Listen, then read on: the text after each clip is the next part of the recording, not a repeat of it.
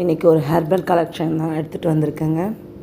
இது வந்து கேசவர்தினி பூக்கள் பாருங்கள் எப்படி இருக்குன்னுட்டு ஹேர் ஆயில் தான். ஹேர் ஆயில் காய்ச்சதுக்காக இன்றைக்கி கொஞ்சம் மாடியிலேருந்து எல்லாத்தையும் அறுவடை பண்ணிட்டு வந்தேன். கேசவர்தினி லீஃபும் போடலாம், அப்புறம் கேசவர்தினி பூக்களையும் போட்டு நம்ம எண்ணெய் காய்ச்சலாம். இது தாங்க ஒரிஜினல் நாட்டு செம்பருத்தி. இதை பாருங்கள், பூக்கள் இப்படி தான் இருக்கும். என்னோடய இலைகள் இதையும் போட்டு எண்ணெய் காய்ச்சலாம்.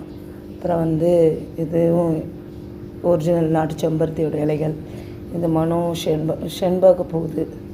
இந்த பூக்களும் ஃப்ராக்ரன்ஸ்க்காக நம்ம யூஸ் பண்ணலாம்.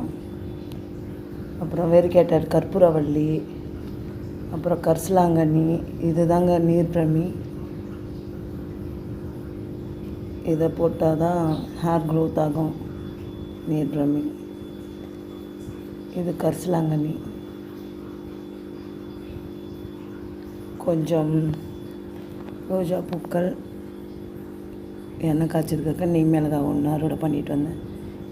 இது வந்து புல்லட் காந்தாரி. இதுதான் இன்றைக்கி ஹெர்பல் கலெக்ஷன். பிடிச்சிருந்தா லைக் பண்ணுங்கள்.